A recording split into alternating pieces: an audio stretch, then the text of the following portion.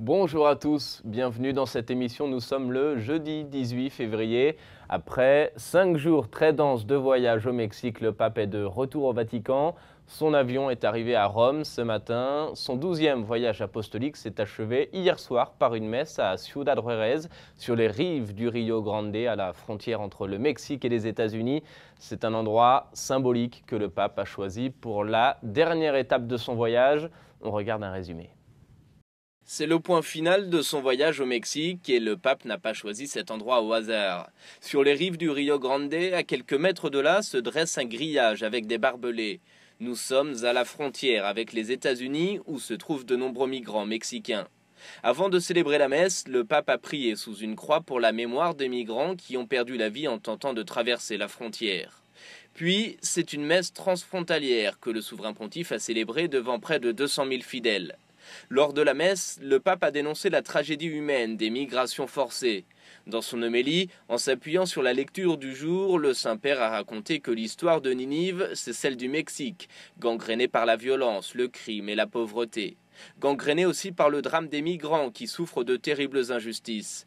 Certes, a-t-il dit, cette tragédie humaine est aujourd'hui un phénomène global, mais derrière les chiffres se cachent des hommes et des femmes qui ont une histoire.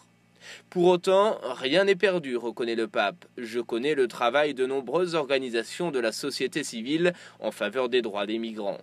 Je connais également le travail engagé de tant de religieuses, de religieux et de prêtres, de laïcs qui se dévouent dans l'accompagnement et la défense de la vie. Ce sont eux les instruments de la miséricorde de Dieu qui s'approchent de toute situation pour la transformer de l'intérieur. À l'issue de la messe, le pape a remercié les Mexicains pour sa chaleureuse hospitalité. Le programme de ce voyage du pape aura donc été très dense. Il n'a esquivé aucun des problèmes que vit le peuple mexicain. La violence, l'émigration, le narcotrafic, la corruption.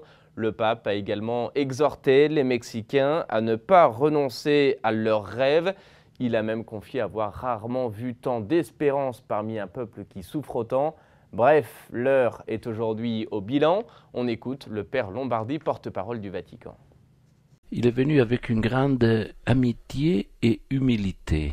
Amitié pour le peuple mexicain, solidaire avec un peuple qui souffre et qui a des difficultés, mais avec un désir de lui apporter une proximité, de solidarité, d'encouragement qui se nourrit par la foi. Et en particulier ici, il a donné une tonne très mariale à son message, à sa mission d'annonce de la miséricorde de Dieu, car le centre spirituel de ce voyage était naturellement la visite à la Vierge de Guadalupe, qui est dans le cœur de tous les Mexicains.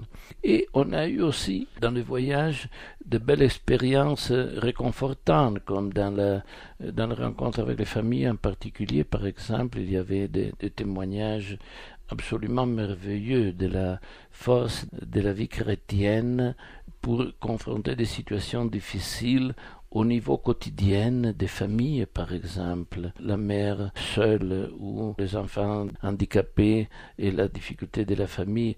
Mais on a eu des témoignages absolument merveilleux. Dans le discours aux évêques du Mexique, il me semble qu'il a vraiment touché toute une série de questions qui sont les grands problèmes de la société du Mexique, le grand mal. Il a parlé des indigènes, il a parlé de la discrimination des indigènes, il a parlé des migrants, il a parlé du narcotrafic, mais il a aussi parlé de la caractéristique de l'âme mexicaine, de la culture, de la vocation, je dirais, de la nation mexicaine comme mosaïque de différentes cultures qui peut donner une unité très riche.